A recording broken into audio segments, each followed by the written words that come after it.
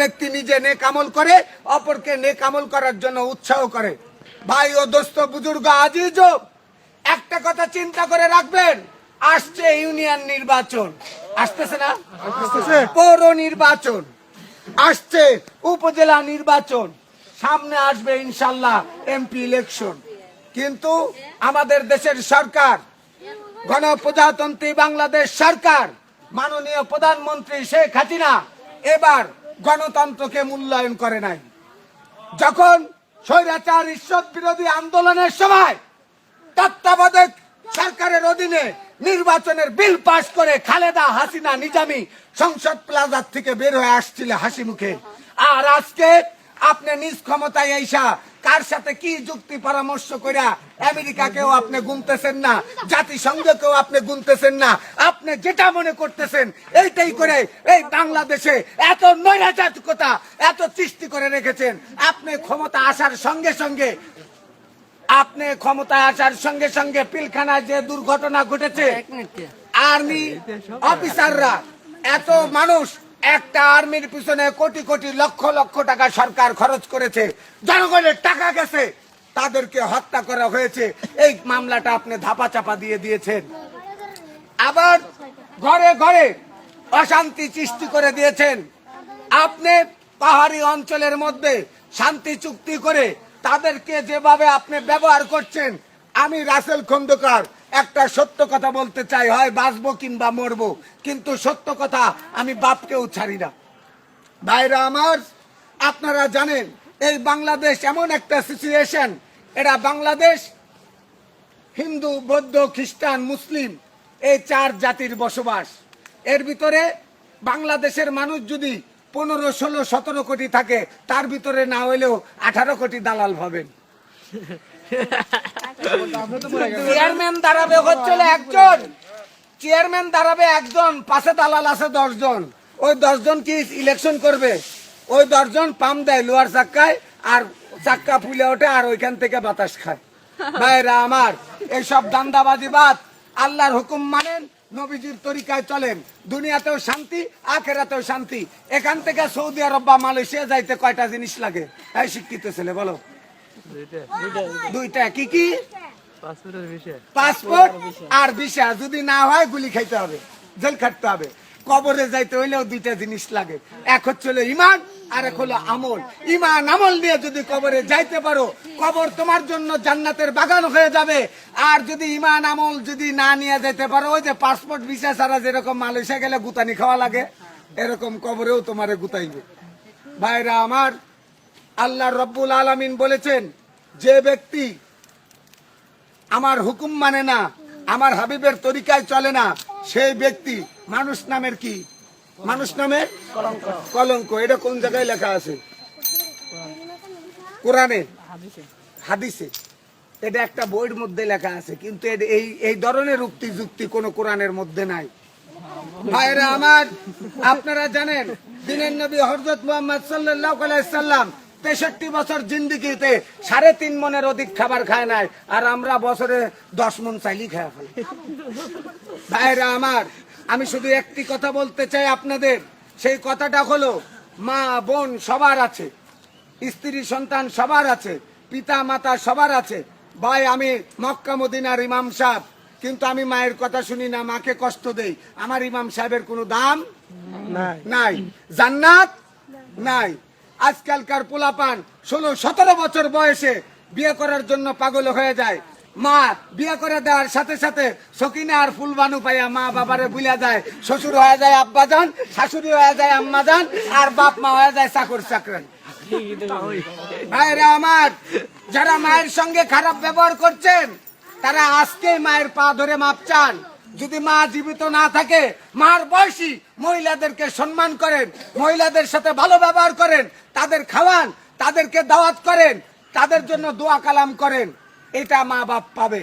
ভাইরা আমার, আমি যদি খারাপ লোক হই, তাহলে আমি কোথাও বসতে পারবো না, দাঁড়াতে পারবো না। আচ্ছা, আপনারাই বলেন, আমি যদি চোর হতাম, আমি যদি ডাকাত হতাম, আমি যদি বদমাশ হইতাম, আমি যদি গুন্ডা হইতাম, আমি যদি মদতি হইতাম, আমি যদি জুয়া করে হইতাম, এখন আমি এখানে দাঁড়ায় আপনাদের সামনে কথা বলতে পারতাম? আপনারা শুনতেন কি এখন সেটা আপনি বলেন। শুনতেন না। আমার একটা পরিচয় আছে, ওটা সিক্রেট। ওটাকে তোমার মতো দেওয়ার মতো লোকের মতো, তোমার মতো লোকে যদি আমার পরিচয় দেওয়া যাইতো তাহলে আর আমার পাগল হইতে হইতো না। অবশ্যই। ট্রাই টু আন্ডারস্ট্যান্ড, বোঝার চেষ্টা করো। In the event of conviction, this ticket is to be admit history ticket. My name is M.D.K. Russell. My father's name is Kundukar Musharraf Hossain. My village name is Himsori. My thana name is Ramu. My district name is Cox's Bazar. Bangladesh is our homeland. There are 64 districts in Bangladesh. How many rivers Bangladesh? It is Padma, Meghna, Jamuna. It is beautiful country. I love my country, but it is not beautiful country. It is thief of Bangladesh. Bangladesh is habit is the second nature. অভ্যাস হচ্ছে দ্বিতীয় প্রকৃতি। যে যে অভ্যাসে পরিণত হয়ে গেছে ওই অভ্যাসটা মৃত্যুর আগ পর্যন্ত ছাড়তে পারে না। বাইরে আমাদের দেশের সরকার ঘোষণা করে দিয়েছিল, বাংলার মানুষ আপনারা কি 10 টাকা সের চাল খেতে চান? বাংলার মানুষ বোকা, খায়া গেল ধোকা, বলে যে চাই। কয় তাহলে আমাদেরকে ভোট দেন, আমরা 10 টাকা সের চাল খাওয়াবো। আল্লাহর কসম 15 বছর রানিং চলতেছে সরকারের। একবার গেছে, আর একবার গেছে, আর একবার জোর করে থেকে গেছে, তাও 40 টাকা সের। সরকার কথা দিয়ে কথা রাখে না। আমি আপনাকে কথা দিয়ে কথা রাখি না, আপনি ওনাকে কথা দিয়ে কথা রাখেন না, কিন্তু আল্লাহ যে কথা বলে সে কথা রাখে কিনা ভাই? যে ব্যক্তি এতেমামের সহিত গুরুত্ব সহকারে 5 ওয়াক্ত নামাজ জামাতে বাঁধিয়া পড়িবে, আল্লাহ তাআলা তাকে 5টি জিনিস পুরস্কৃত করবে। 1 নাম্বার রিজিকের অভাব দূর করে দিবে, 2 নাম্বার কবর আযাব মাফ করে দিবে, 3 নাম্বার ডাইনাতে আমলনামা দিবে, 4 নাম্বার বিজলির আকারে ফুলসুরাতের পুল পার করে দিবে, 5 নাম্বার বিনা হিসেবে নিজ জিম্মাদারিতে আল্লাহ জান্নাতে দিয়ে দিবে। ও ভাই, জান্নাতের দাম কত জানেন? সমগ্র পৃথিবী বিক্রি করিয়া, সমস্ত হীরার খনি, সোনার খনি, তেলের খনি, ব্যাপক খনি বেচা, বিল্ডিং বাড়ি ঘর বেচা, সমস্ত টাকা জড়ো করিয়া জান্নাতে একটা খুঁটা রাখলে যতটুকু জায়গা, এই জায়গার মূল্য দিতে পারবে না। এত বড় একটা দামি জান্নাত আল্লাহ আমাকে আপনাকে দিবে। ভাই, আমার সামনে আপনার সামনে যদি একটা কুত্তার বাচ্চা সাঁতার জানে না, ওই পানির ভিতরে পড়ে যায়, আমরা বাঁচানোর চেষ্টা করব না? ঘৃণা করব না? যদি মনুষ্যত্ব থাকে যে আল্লাহর সৃষ্টি প্রাণী, এ মরবে কেন, বাঁচানোর চেষ্টা করব। তা আল্লাহ এত সুন্দর করে, এত মোহাব্বত করে তার বান্দাকে বানাইছে আগুনে পোড়ানোর জন্য কি? সুখে শান্তিতে রাখার জন্য। কিন্তু এই বান্দা যদি নিজের সুখ নিজে না চায়, নিজের সুখের কাজ নিজে যদি না করে, তাহলে কারোর দোষ দেওয়া যাবে না। দুনিয়ার বুকে আমি চুরি করছি, আমার শাস্তি হবে কিনা? আমি মার্ডার করছি, আমার শাস্তি হবে কিনা? হবে কিনা? হবে। হ্যাঁ, এইরকম দুনিয়াতে আল্লাহ আমাদের যে কাজের জন্য পাঠাইছে, পুরুষের দায়মি ফরজ হলো 3টা। পুরুষের দায়মি ফরজ কয়টা? 3টা। দায়মি ফরজ মানে অবশ্যই অবশ্যই পালন করতে হবে। 1 নাম্বার পাক পবিত্র থাকা, 2 নাম্বার ঈমান আমলে থাকা, 3 নাম্বার নাভির উপর হইতে আঁটুর নিচ পর্যন্ত ঢাকিয়া রাখা। দায়মি ফরজ। মেয়েদের দায়মি ফরজ 5টা, 2টা বেশি। পাক পবিত্র থাকা, ঈমান আমলে থাকা, মাথার চান্দি হইতে পার তালুয়া পর্যন্ত ঢাকিয়ে রাখা, তারপরে স্বামীর খেদমত করা, আর স্বামীর মালামাল হেফাজত রাখা। স্বামীর অর্ডার ছাড়া ভিক্ষা দেওয়া নিষেধ। আর এখনকার বৌজিরা তো স্বামীর জিনিসপত্র টোপলা বান্ধা মার বাড়িতে খালি পাচার করে। কিয়ামতের ময়দানে ধরা খাওয়া যাবেন। স্বামীর বিনা অনুমতিতে 1 টাকা ভিক্ষা দেওয়া জায়েজ নাই। স্বামীর অনুমতি না নিয়ে নফল রোজা রাখাও জায়েজ নাই। ফরজ রোজা রাখতে পারবেন, স্বামীর অর্ডার লাগবে না। কিন্তু স্বামী যদি বলে তুমি নফল রোজা রাখতে পারবে না, রাখতে পারবে না, ওই আদেশই মানতে হবে, এটা আল্লাহর অর্ডার। স্বামীর পায়ের নিচে স্ত্রীর বেশ। 1 লোক খালি স্বামীরে ধরে ধরে, বউ খালি স্বামীরে ধরে ধরে ফিটাইতো। এই লোক বউরে কিছু কইতে পারতো না, যদি কিছু কইতো শ্বশুর বাড়ির হামরা দামরা এইসব গণপিটানো দিত। কারণ এই লোক চিন্তা করে বউর অত্যাচারের থেকে, বউর হাতের থেকে কিভাবে বাঁচা যায়, কিভাবে রক্ষা হওয়া যায়। তো অনেক চিন্তা ভাবনা করে একজন লোক সৎ পরামর্শ দিল যে ভাই, আপনার তো টাকা পয়সা কম নাই, একটা গরু জব করিয়া আপনার দরকার পড়লে একটা বিরাট ইসলামী জালসা মাহফিল দেন। যখন এই কথা বললেন, একটা বিরাট মাওলানা দাওয়াত করে নিয়ে এসে 30,000 টাকা কন্ট্রাক্ট। বউ বুঝাবে, মানে হাদিস কোরআন কবে আর কি।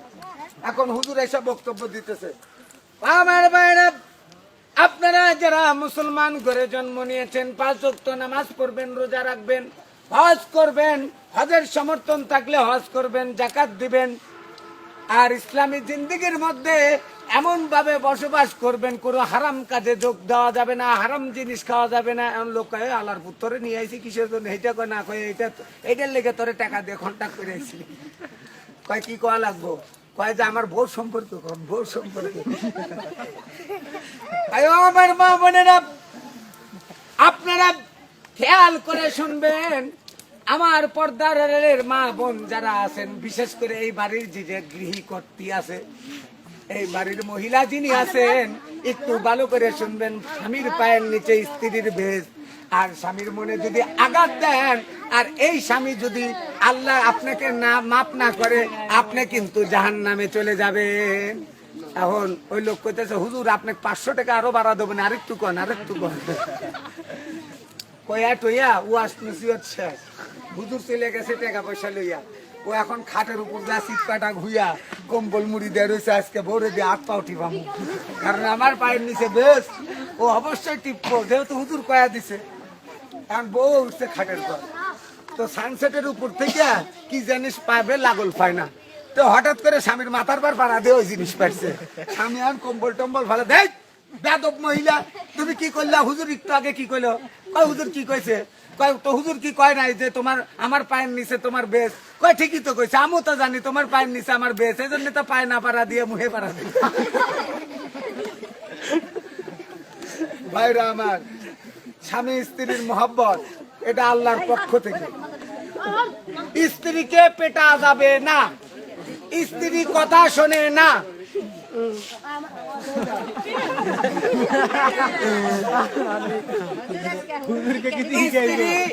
স্ত্রীকে পেটা যাবে না, স্ত্রীকে গালাগালি করা যাবে না। হালাল কাজের মধ্যে পৃথিবীর ভিতরে 2টা নির্দিষ্ট হালাল। 1 নাম্বার নির্দিষ্ট হালাল হইলো বউ ছেড়ে দেওয়া। কি দেওয়া? হালাল। বউ ছাড়া দেওয়া জায়েজ আছে, কিন্তু নির্দিষ্ট হালাল। আপনার বউ আপনার কথা শোনে না, আপনার কাজ কাম করে না, আপনার মন মতো চলে না, তাহলে আপনি তাকে কি করবেন? সাবধান করবেন। সাবধান মানে না, তার বাড়ির লোকরে বুঝাবেন, বাড়ির লোকও ম্যানেজ করতে পারে না, এইবার আপনি বিসমিল্লাহির রহমানির রহিম কয়ে একবার তালাক দিয়ে দিবেন, 1 তালাক। এই তালাক দেওয়ার নিয়ম আছে, কয় যে আকাশের যত মানে আকাশের যত তারা আছে, গাছের যত পাতা আছে, এতগুলো তো তালাক দিলেন, এভাবে তালাক হয় না। কোরআনের আইন। 1 মাসে 1টা তালাক দিলেন, স্ত্রীর বিছনা সিরা করে দেন, ভরণ পোষণ কিন্তু দেওয়া লাগবে।